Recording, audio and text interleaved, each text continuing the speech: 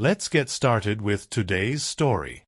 It started out innocently enough, I guess. At least, that's how I tell myself when I look back on it. A little bump in the road, a rough patch, you know? Life throws curveballs, and it's not like I didn't see it coming. Marriage isn't all rainbows and butterflies. But this? I never could have imagined it. It all began a year ago. We were sitting at the kitchen table, sipping our coffee, the morning sunlight flooding through the windows. The kids were still asleep upstairs, and for the first time in weeks, I could feel the tension between us start to loosen. It had been a rough few months. Work had been overwhelming, and honestly, I was feeling burnt out. I wasn't giving her enough attention, not the way I used to. I know that much. She wanted more, needed more, and I wasn't offering it. But what Helen didn't know was that I had noticed things slipping too. She'd been distant. Her laugh wasn't the same. There was an emptiness in her eyes sometimes, like she was thinking about something I couldn't see. I tried not to question it too much. After all, we'd been married for 10 years. Relationships get complicated, right? You need to talk to someone, Ryan, Helen said, her voice soft but firm. I took a deep breath, trying to muster a response. What do you mean? We talk all the time, don't we? She shook her head, a faint smile playing on her lips. No, Ryan. You don't talk to me the way you used to. You don't even really see me anymore. The words stung, but I couldn't deny there was truth in them. I'd gotten caught up in work, in life. She'd been holding down the fort, taking care of the house and the kids, and I had just let it happen. Let us drift. So, what do you suggest we do? I asked, trying to keep my voice calm. We need to go to therapy, she said. Couples therapy. You and me. Just to reconnect, you know? I think it'll help. Therapy. It seemed like such an extreme step, but I didn't want to lose her. I agreed. Our first session was awkward. I wasn't exactly thrilled about sitting in a room with a stranger while we talked about our issues. But Helen insisted, and I could see that she wanted to make things better. That alone made me willing to try. Dr. Adam was the therapist we'd been assigned to. He was a middle-aged man, calm and collected. He looked like someone who'd been doing this for years, which, as I later learned, he had. He asked us a lot of questions about our relationship, our childhoods, our expectations.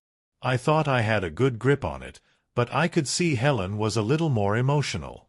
Her eyes were red, and she bit her lip as she spoke.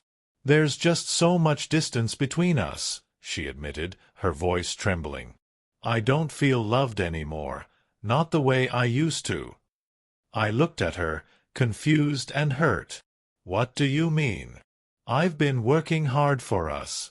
I do everything I can. I know you work hard, Ryan, she replied, her voice soft but firm. But you're not here. You barely spend time with me. I feel so lonely.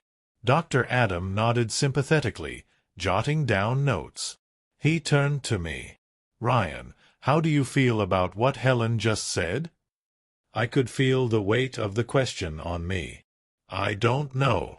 I guess I just don't see it the same way. I feel like we're just going through a rough patch. But I'm here.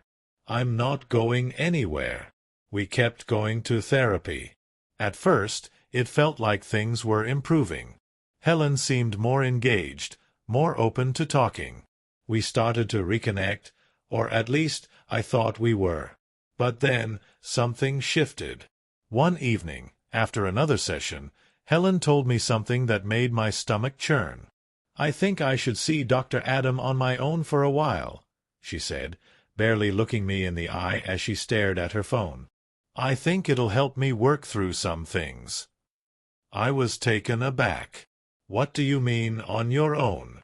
Why? She shrugged, her voice quieter than usual. Just personal stuff. I think it'll be better if I work through some things alone. I didn't push it.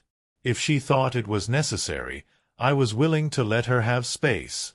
But a small voice in the back of my head started to whisper. Something didn't feel right. A few weeks passed, and I noticed the changes.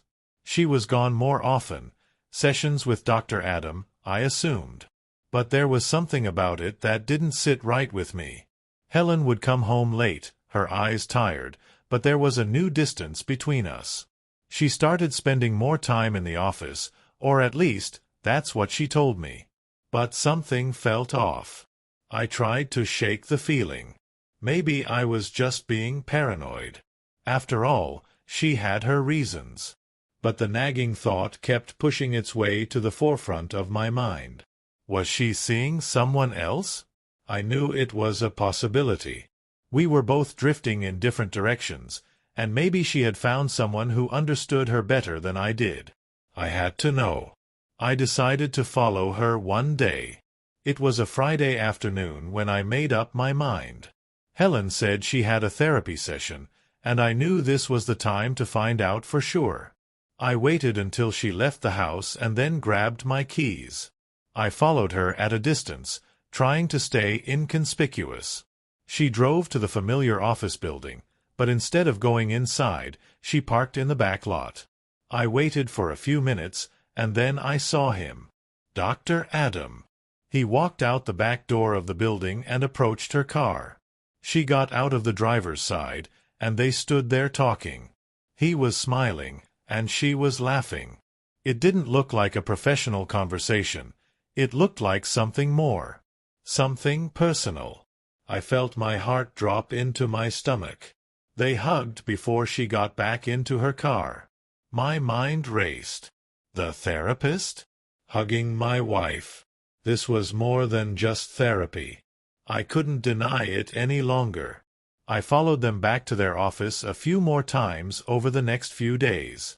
The meetings were always the same. Quiet, private exchanges that sent a pit of dread growing in my chest. The truth hit me like a ton of bricks. Helen and Dr. Adam were more than just client and therapist. I didn't know how to confront her. I didn't know what to say. The betrayal cut deeper than anything I had ever felt before. I thought about all the years we had spent together. The plans, the promises, the family we built. And now, here I was, standing at a crossroads. But I couldn't just sit here, pretending nothing was wrong. The night I decided to confront her, I waited for her to come home. I could feel the tension in the air before she even stepped inside. "Helen," I said as soon as she walked through the door. "We need to talk." She froze, her eyes darting to mine, and I could see the panic start to settle in. "I know," I said quietly, my voice shaking. "I know what's been going on." She opened her mouth to speak, but no words came out. "Don't lie to me, Helen," I continued. "I saw you. With him. Dr. Adam. You're not seeing him just for therapy, are you? You're seeing him." The silence between us was deafening. Her face went pale, and she slowly sat down on the couch, her hands trembling. "I never meant for this to happen," she whispered. "It was supposed to be about therapy, about saving our marriage. But somewhere along the way, I don't know. I felt seen by him in a way I hadn't felt in years." Her voice cracked, and I saw the tears forming in her eyes. "I don't know what to say, Ryan," she whispered, her words barely audible. "I'm so sorry." I took a deep breath, trying to hold back the anger and the pain that was boiling inside of me. "Sorry? You think that makes it okay? You've been lying to me this whole time. You've been with him. And you never said a word." She sobbed, her shoulders shaking. "I never wanted to hurt you. But I didn't know what else to do.